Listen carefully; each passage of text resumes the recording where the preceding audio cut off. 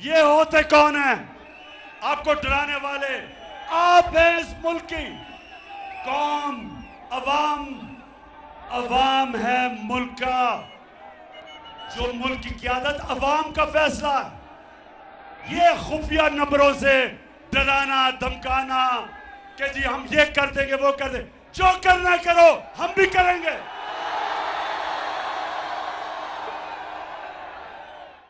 आपके बुत को तोड़ दो। ये जो टेलीफोन आता है जी गुमनाम नंबर से धमकियां देने के लिए, वापस धमकियां दो उनको।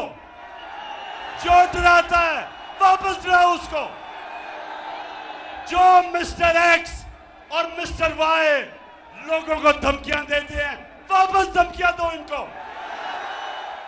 मैं आज अपने DGISPR से ये जरूर सवाल पूछूंगा कि आपने कम से कम समझ तो जाना था मैं क्या कह रहा हूं। आज सारी कौम मेरे साथ खड़ी है कि इन चोरों को कभी सिलेक्ट नहीं करना चाहिए पाकिस्तान का आर्मी चीफ। मैं आज अपनी सारी कौम को कह रहा हूं, तैयार हो जाओ। हमने तमाशा देख लिया काफी। ये चोरों को जो दुनिया में जाके हमें जलील करते हैं, दुनिया में मजाक उड़ा है। बाहर मजाहिया प्रोग्राम हुए हैं कि वो जो प्रेसिडेंट पुतिन के सामने बैठ के काम पे जिसकी टांग रही थी, सारी जगह में जलील करते हैं। हमने पाकिस्तानी कौम फैसला कर लो कि जो भी हो जाए, हमने अपने मुल्क को हकीकी तौर पे आजाद करना है। तो चकवाल, मेरी कॉल के लिए तैयार हो?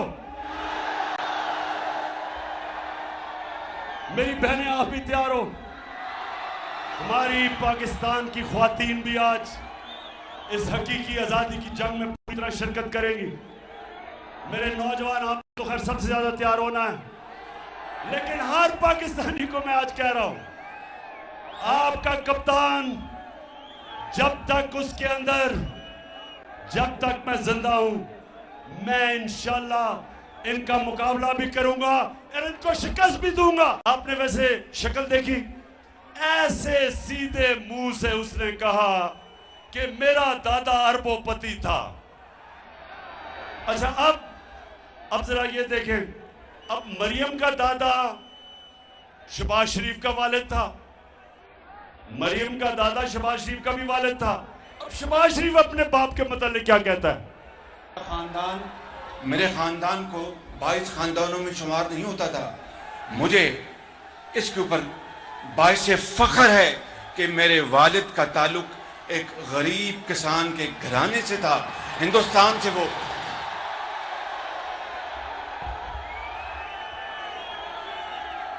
तो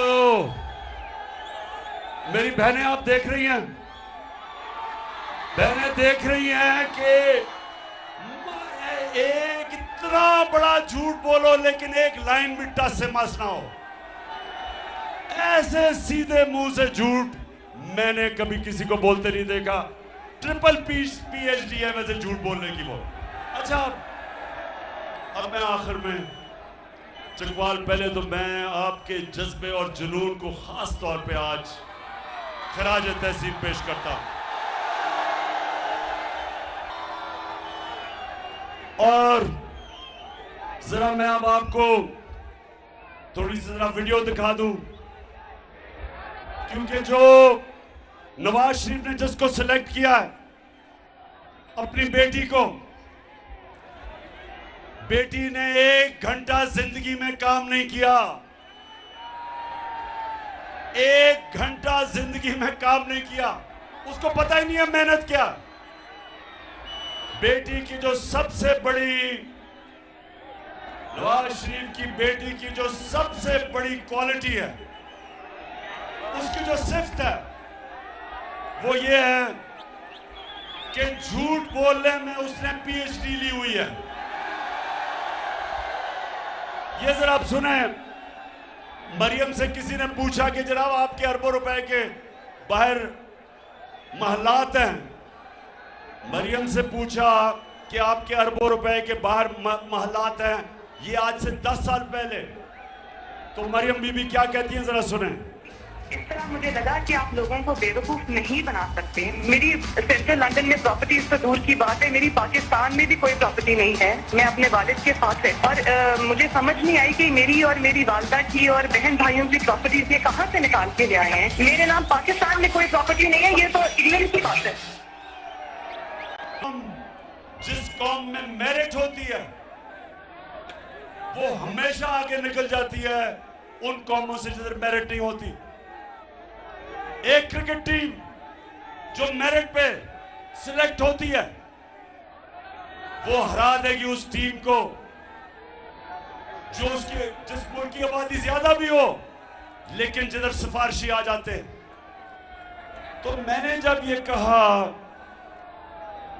कि आर्मी चीफ को मेरिट पे सिलेक्ट करना चाहिए, और मैंने कहा कि ना जरदारी और नवाज शरीफ ये कभी मेरिट पे सिलेक्ट नहीं किसी को कर सकते, क्योंकि इनके ज़हन में इनको मेरिट का मतलब ही नहीं पता।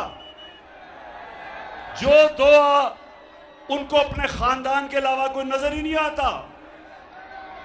अब मुझे ये बताएं, पीपल्स पार्टी अगर जरदारी अपने देसी विलायती बच्चे को पार्टी का चेयरमैन बना देगा, जो अभी तक उर्दू भी नहीं सही बोल सकता, बारिश आता है पानी आता है, 14 साल हो गए, उसका क्या मुकाबला है?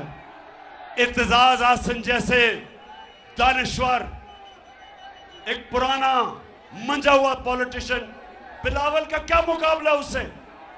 अगर मेरिट होती तो ना जरदारी ना बिलावल पीपल्स पार्टी का चेयरमैन होते, इत्तेजाज आसन होता। जब तक उसके अंदर, जब तक मैं जिंदा हूं, मैं इंशाल्लाह इनका मुकाबला भी करूंगा और इनको शिकस्त भी दूंगा। आपने वैसे शक्ल देखी, ऐसे सीधे मुंह से उसने कहा कि मेरा दादा अरबोपति था। अच्छा, अब जरा ये देखें, अब मरियम का दादा शहबाज शरीफ का वालिद था, मरियम का दादा शहबाज शरीफ का भी वालिद था। अब शहबाज शरीफ अपने बाप के मतलब क्या कहता है? मेरे खानदान को 22 खानदानों में शुमार नहीं होता था।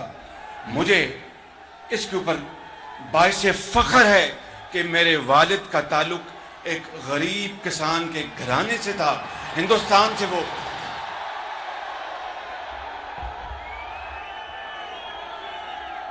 तो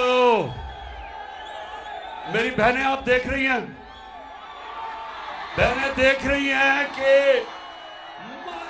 एक इतना बड़ा झूठ बोलो लेकिन एक लाइन भी टस से मस ना हो। ऐसे सीधे मुंह से झूठ मैंने कभी किसी को बोलते नहीं देखा। ट्रिपल PhD है वैसे झूठ बोलने की वो। अच्छा, अब मैं आखिर में चकवाल, पहले तो मैं आपके जज्बे और जुनून को खास तौर पे आज खराज तहसीन पेश करता हूं।